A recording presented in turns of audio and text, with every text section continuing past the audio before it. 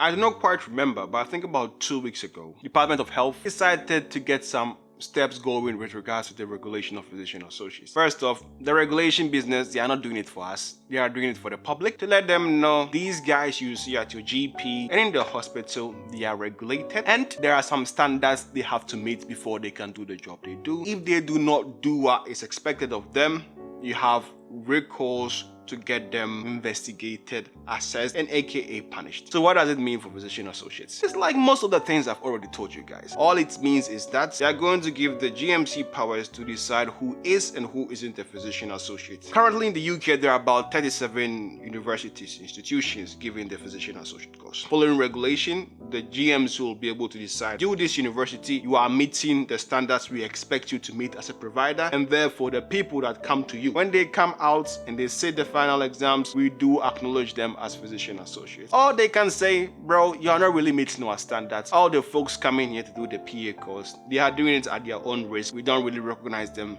as PAs, which in essence will be allowing some form of consistency throughout these 37 current institutions. And not only that, they'll also have control over the paying exams we currently sit, which they'll be changing the name. They call it para. This will be done, I think, in 2025 because the physician associate starting in 2023, they'll be under the new curriculum that they are trying out. This consultation business the Department of Health is doing is just so that the relevant stakeholders can say, we agree with this, we don't agree with this, we think this can be further improved. That should take about 3 months. They can then take on the feedback, make any changes they need to make, and then present the final draft to the Scottish Parliament and the one in Westminster. They then have to debate it, agree upon it, give whatever feedback they have to do. Once that is done, they vote on it, and if they agree, this is passed into law. Once this is passed into law, GMC has about 12 months, a year, to start regulating the profession. After which, from my understanding, there'll be a 2-year transition period where folks already working, people that now qualifying, will need to be on the GMC register as physician associates. After those 2 years, it will now become an offense to use the title of a physician associate if you are not registered on the GMC register. Additionally, they will be setting the standards a physician associate must meet to continue to be on this register. These standards are akin to the good medical practice that doctors follow. If you remember, they published an interim set of standards. If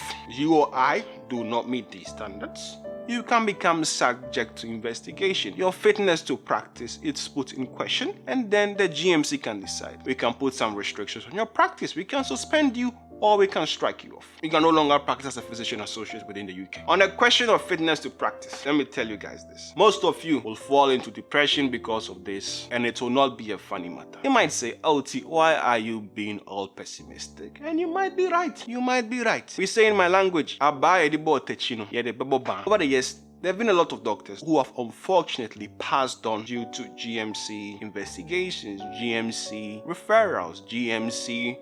You get the drift. And I don't think physician associates will be any different. Hopefully, by the time they regulate us, they've got their house in order to do things effectively. Else, if things remain as they are currently now, the way the GMC deals with doctors, some of you will curse the day we got regulated. I think in this draft order, there was something I noted. For example, you go to work, some ish happens, you decide to reflect on it. Based on this draft order, the GMC cannot ask you to produce that written reflection you did for them to use it against you to prosecute you. So there are some changes they are making in terms of the way in which they investigate their fitness to practice business, because the detriment it has had on some doctors and continues to have on certain doctors is heavy. Most doctors don't like to speak about the GMC business because it could come with a price. But obviously, if I'm speaking about it, you know I don't care. I'm just telling you the truth. It's just what it is. So currently, you guys know we need to do our 50 CPD points to stay on the voluntary register. Doctors have something they call revalidation to continuously assure the general public as a whole that they are keeping up with the knowledge and the skills. After regulation, it won't be immediately, but I think there are plans to allow physician associates to be on a similar path. This might take 2 to 3 years after regulation to implement. So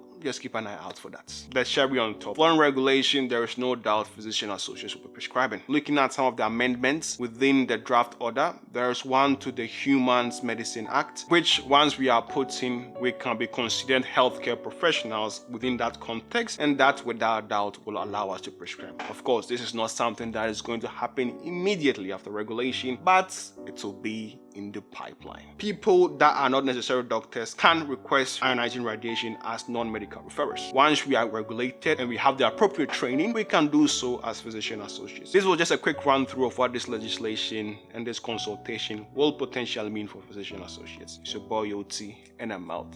Salute.